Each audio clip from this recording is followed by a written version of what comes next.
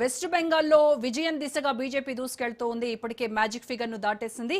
So దీని ఇప్పటికే BJP నేతలందరూ కూడా సంబరాల్లో మునిగి తేలుతున్నారు. మనతో మాట్లాడడానికి బీజేపీ ఎమ్మెల్యే రాకేష్ రెడ్డి గారు మనతో ఫోన్ లైన్ లో జాయిన్ అయ్యారు. నమస్కారం అండి రాకేష్ రెడ్డి గారు, కంగ్రాచులేషన్స్. ధన్యవాదాలు. రైట్, మొత్తానికి దీదీ కోటలో కాషాయ జెండా ఎగరబోతోంది. కోటను బీటలు వారేలాగా చేశారు. ఏంటి మీ విజయానికి మేజర్ గా ఏది వర్కౌట్ అయింది అని అనుకుంటున్నారు? అంటే మమతా బెనర్జీ పైన ఉన్నటువంటి వ్యతిరేకత, అవినీతి ఆరోపణలు ఇవన్నీ మీకు కలిసి వచ్చాయంటారా? లేదు అని అంటే కేంద్ర ప్రభుత్వ పథకాలు కావచ్చు, మోదీ పాలన కావచ్చు, దేశంలో మెల్లగా ఒక్కొక్క రాష్ట్రాన్ని కూడా పాలించడానికి ఆ దిశగా వెళ్తున్నటువంటి బీజేపీని నమ్మి ప్రజలు మీ వైపు చూసారనుకుంటున్నారా? ఏమనుకుంటున్నారు? బీజేపీ నమ్మటం ఒక బెంగాల్తో మొదలు కాలేదండి. సుమారు 19 రాష్ట్రాల తర్వాత 20వ రాష్ట్రం. దేశం ప్రపంచం కూడా బీజేపీ నమ్ముతుంది. బీజేపీ ఉంటే భారతదేశం సేఫ్ ఉంటుంది, భారతదేశం సేఫ్ ఉంటే ప్రపంచం సేఫ్ ఉంటుంది. కాబట్టి ఇది ఇది పశ్చిమ బెంగాల్ బీజేపీకి మీరు అన్నప్పుడు దీది కోటలు కాదండి. ఇది ఒకప్పుడు వందే మాత్రం పుట్టిందమ్మా ఈ నెలలో. అందరూ మర్చిపోయినారు. వందే మాత్రం పుట్టిన నెల, భారత్ మాత విజయన నినాదం కూడా అదే గడ్డపై. జనసంఘ్ కూడా బీజేపీ సింధు కూడా శ్యామ్ ప్రసాద్ ముఖర్జీ గారు అక్కడ.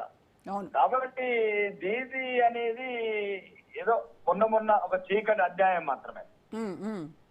దీది అధ్యాయం ఓన్లీ 2011 నుంచి చీకటి అధ్యాయం. ఆ చీకటి అధ్యాయాన్ని వెలుగులోకి తీసుకొచ్చడానికి మరి మీకు ఇన్ని దశాబ్దాలు పట్టింది కదా.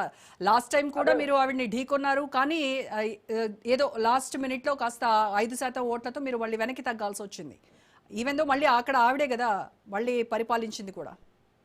నేను ఏమంటున్నాను, ఓకే ఏదేమైనా ఈ విజయము మొత్తానికి ఒక సామాన్య కార్యకర్తలకు కూడా ఒక ఉత్సాహం ఇచ్చింది ఈరోజు భారతదేశంలో బీజేపీ శ్రేణులకు. ఓకే, వాజ్పేయి గారు అన్నట్లు హర్ జగ పే హర్ నీల పే పూల్ కిలేగా, చీకటి తొలగిపోతుంది, వెలుతురు వస్తుందని ఏదైతే వాజ్పేయి గారి నినాదం ఉందో అది చివరికి 20-21 రాష్ట్రం కూడా ఆ వెలుగు విస్తరింపజేసింది.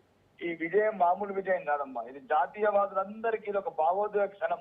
ఎందుకంటే ఈ దేశంలోనే కొందరిని అతి కిరాతకంగా, అతి దారుణంగా హింసించింది ఆ ప్రభుత్వం. అంటే అంటే ఇప్పుడు ఈ రోజు అక్కడ ఈ రెండు శాంతి కబోరాలు. ఎందుకంటే అల్లాహో అక్బర్ అని ప్రశాంతంగా అనుకోవచ్చు, జై శ్రీరామ్ అనే నినాదాలు కూడా మారుకోవచ్చు. ముఖ్యంగా ఈ విజయంలో ముస్లింల పాత్ర బాగా గొప్పదమ్మా. ఎందుకంటే ముస్లింలు జాతీయవాదం వైపు నిలిచారు, భారతీయ జనతా పార్టీ వైపు నిలిచారు, బహిరంగంగా అన్నిటిని తెగించి రోడ్లలోకి వచ్చి ప్రచారం చేశారు ముస్లిం సోదరులు, ముస్లిం మహిళలు. కాబట్టి ఇది భారతీయ జనతా పార్టీ అందరి పార్టీ. ఇది ఒక సో ఈ విజయంతో బీజేపీ కేవలం ఒక మతానికి సంబంధించినటువంటి పార్టీ, హిందుత్వ పార్టీ అనేటువంటి ఏదైతే ఒక మరక ఉందో దాన్ని తొలగించినట్టు అయింది అనుకుంటున్నారా? ఎందుకంటే ముస్లింలు కూడా మీ వైపు చూశారు కాబట్టి. అది 100% అండి. ఈ విజయంతో తొలగిపోయింది. దీని ముఖ్యంగా ఈ విజయంలో ఏదైతే జాతీయవాదం ఉన్న ముస్లిం సోదరులందరూ, మరి ముఖ్యంగా ముస్లిం మహిళలకు అందరికి కూడా ప్రత్యేకంగా కృతజ్ఞతలు చెప్పాలి. మరి ఈ రోజు ఆ వెస్ట్ బెంగాల్ ఉన్న ప్రతి ఓటర్కు ఏదైతే విజయంలో భాగస్వామ్యం ఉందో ఒక శాసనసభ్యుడిగా తెలంగాణ ప్రజల తరఫున పాదాభివందనం చెప్తున్నాను. ఎందుకంటే ప్రపంచమంతా ఎదురు చూసింది ఈ పథకం గురించి. ఈ ఒక దేశమే కాదు, ప్రపంచం కూడా ఎదురు చూసింది.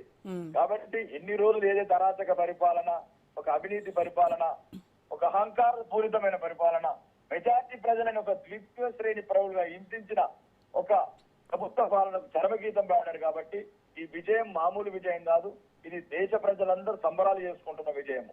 కాబట్టి భారతీయ జనతా పార్టీకి ఇది ఒక అంకె మాత్రమే. కాబట్టి ఏదేమైనా వెస్ట్ బెంగాల్ 15 సంవత్సరాల నుంచి మొత్తం కుప్పకూలిన అన్ని వ్యవస్థలని తిరిగి పునర్జీవం చేయాలి, తిరిగి జాతీయవాదం నింపాలి, భారతదేశంలో ఒక బ్రహ్మాండమైన రాష్ట్రంగా ముందంజలో తీసుకెళ్లాలి. అయితే బెంగాల్లో సందేశ్ ఖాళీ వంటి ఘటనల తర్వాత మహిళా రక్షణ అంశంపై మీరు చేసినటువంటి పోరాటం ఏదైతే ఉందో అదే ఈ భారీ ఆధిక్యాన్ని ఇచ్చిందని అనుకోవచ్చు అంటారా? ఒకటే పోరాటం కాదు, అంటే ఇది కూడా యాడ్ అయింది. అవును, కరెక్ట్. మహిళల కన్నీరు ఊరికనే పోతుందండి. ఒక మహిళల కన్నీరు అరాచకంగా వందలాది మంది ఒక అమాయక మహిళల మీద అత్యాచారాలు చేస్తుంటే సమర్థించిన ఈ గుడ్డి ప్రభుత్వం ఈరోజు సమాధానం చెప్పుకుంది, గుణపాఠం నేర్చుకుంది. ఈ రోజు వరకు కూడా అక్కడున్న ఎవరైతే ఉన్నాడో ఆ మాజీ శాసనసభ ఎన్నిక కూడా వాయిదా వేయడం జరిగింది, అది 21 నాడు. అట్లాంటి దుర్మార్గులందరికీ చరమగీతం భారతం. ఏదైతే ఈరోజు వెస్ట్ బెంగాల్, పశ్చిమ బెంగాల్, బంగాల్ గడ్డ ఈరోజు భారతదేశానికి స్ఫూర్తమ్మ. ఆ విజయం మామూలు విజయం కాదు. కార్యకర్తల కన్నీళ్లు, కార్యకర్తల శ్రమ, ప్రజలంతా నిస్సాయంగా తయారయ్యారు. గుండాలు, రౌడీలు, ఒక రకమైన భయానకమైన పరిస్థితి ఇప్పుడుంటది. ఒక్కొక్కడికి వెన్నులో వణుకు పుట్టాలా. ఎవడెవడైతే అక్రమ వలసవాదులు ఉన్నారో ప్రతి ఒక్కరిని ఆ నేల మీద నుంచి తరిమే వరకు బీజేపీ ప్రభుత్వం ఒప్పుకునేది లేదు. ఏదైతే సర్ అంశము మీకు నెగటివ్ అవుతుంది, ఎందుకంటే అక్కడ 89 లక్షల ఓట్లు ఈ ఇన్ఫిల్ట్రేషన్ పేరుతో ఇవి రకరకాల పేరుతో అవన్నీ తొలగించారు, అవన్నీ మా ఓట్లు అని చెప్పేసి వాళ్ళు ఏదైతే గగ్గోలు పెట్టారో అది ఎక్కడా కూడా మీకు ఎఫెక్ట్ అయినట్టు కనిపించలేదు ఈ రిజల్ట్స్ చూస్తుంటే. ఒకటండి, తమిళనాడులో కూడా ఎన్నికలు అవి ఏవైతే చనిపోయిన వాళ్ళ ఓట్లు, 2 చోట్ల ఉన్న ఓట్లు ఆక్రమణదారుల ఓట్లు అండి. అవి భారతీయుల ఓట్లు కావు. అంటే ఏదైతే బతుకున్న వాళ్ళు కాదు, చనిపోయిన వాళ్ళ ఓట్లు, 2 చోట్ల ఉన్న వాళ్ళ ఓట్లు. ఇంకెన్ని రోజులండి మోసపూరితంగా, ప్రజాస్వామ్య విలువలకి విరుద్ధంగా, అంబేద్కర్ ఆశయాల స్ఫూర్తికి విరుద్ధంగా ఈ రకమైన ఒక విధానాలని నిర్మూలించాము. ఈ రోజు ఒకటే రాష్ట్రం కాదు, ఈ రోజు ఇప్పుడు కేరళలో కూడా తీసాం. అంటే ఫర్ ఎగ్జాంపుల్ అంటే మరి కేరళలో ఎందుకు లెఫ్ట్ పార్టీలకి ఆల్టర్నేట్ గా కాంగ్రెస్ ని ఎన్నుకున్నారు కానీ బీజేపీ వైపు చూడలేదు వాళ్ళు? కాంగ్రెస్ ఎంత అండి, ఆవగింజంతా 12 పార్టీలో ఒక పార్టీ అందులో.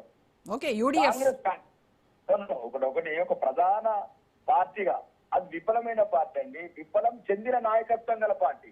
మీరు వెస్ట్ బెంగాల్ లాంటి 294 సీట్లున్న రాష్ట్రంలో అసలు ఉనికి కూడా కాపాడుకోలేకపోయింది. ఏ రాష్ట్రంలో ఉనికి ఉందండి? తమిళనాడులో ఉనికి లేదు, అస్సాంలో ఉనికి లేదు. అది కనుమరుగవుతున్న పార్టీ అండి. ఇక కాంగ్రెస్ ఎంత తక్కువ మాట్లాడితే అంత మంచిది. ఏదైనా సరే భారతీయ జనతా పార్టీ, కాంగ్రెస్, విముక్త భారత్ ఏదైతే ఉందో పెద్దలు కలలు కన్నారో, గాంధీజీ కూడా ఈ పార్టీని మూసేయాలని చెప్పిండు. అవన్నీ కంప్లీట్ ఇంకో 3 రాష్ట్రాలు తడపి త్వరలోనే తెలంగాణలో కూడా అదే స్ఫూర్తి, బెంగాలే స్ఫూర్తి. అవసరమైతే బెంగాల్ మట్టి తెచ్చుకొని ప్రతి విలేజ్ కు పంచుతాం. అది వీర నేల, విజయ గాథలు నేర్పిన నేల. కాబట్టి ఈ దుర్మార్గమైన రాష్ట్రంలో ఈ ప్రభుత్వం కూడా చర్మగీతం భారతం. త్వరలోనే తెలంగాణ రాష్ట్రం కూడా కాషాయ జెండా రెపరెపలాడిస్తుంది రాష్ట్రం. ఈ అసోం పుదుచ్చేరి విజయాలను ఎలా చూస్తున్నారు? అంటే అక్కడ ప్రజలు అంటే ప్రత్యర్థి పార్టీలు ఏవైతే ఉన్నాయో వాటిని బలహీనంగా చూడడమే మీ విజయానికి కారణమా? లేదు అని అంటే అక్కడ బిశ్వశర్మ వ్యూహాలు కావచ్చు, ఆయన పాలన కావచ్చు, ఇటు పుదుచ్చేరిలో కావచ్చు, మీ పాలన నచ్చి మళ్ళీ మీకే పట్టం కట్టారా? అభివృద్ధి అండి, అవినీతి లేని అభివృద్ధి, అవినీతి లేని అభివృద్ధి, ఆత్మ గౌరవంతో కూడిన పరిపాలన, ఒక ప్రభుత్వ పథకాలు ప్రజలకు నేరుగా మధ్యదళారుల ప్రమేయం లేకుండా, రాజకీయ ఒత్తిడి లేకుండా అందరికి అర్హులందరికీ అందించే పథకాలతో పాటు ఒక అవినీతి రహిత పరిపాలన చేస్తున్న రాష్ట్రాలండి అవి. ఆ రాష్ట్రాలను ఇప్పుడు ఉదాహరణకు అస్సాంలో ఉన్నారు. అస్సాంలో కూడా 30%, 35% ముస్లిమ్స్ ఉన్నారు. అక్కడ కూడా చాలా రెచ్చగొట్టిండు రాహుల్ గాంధీ. ఎప్పుడెప్పుడు ఈ దేశంలో మళ్ళీ ముక్కలు చేద్దామని చూస్తున్న ఈ నెహ్రూ వారసులు అక్కడ కూడా ప్రజల మధ్యన చర్చ చేపారు, వైషమ్యాలు రెచ్చగొట్టారు, విదేశీయులకు సపోర్ట్ గా మాట్లాడారు. అయినా కానీ ప్రజలు చైతన్యవంతమై వెస్ట్ బెంగాల్లో, అస్సాంలో కూడా చైతన్యవంతమైన తీర్పిచ్చారు, అభివృద్ధికి పథకం కట్టారు. ఈ రోజు భారతదేశంలో భారతీయ జనతా పార్టీ ఆవశ్యకత ఎంతైనా ఉందని ప్రజలు నమ్ముతున్నారు. ఈ ఫలితాలు అవే నిరూపించినాయమ్మా. Right, okay, thank you so much for joining with us, Rakesh Reddy గారు. Once again congratulations.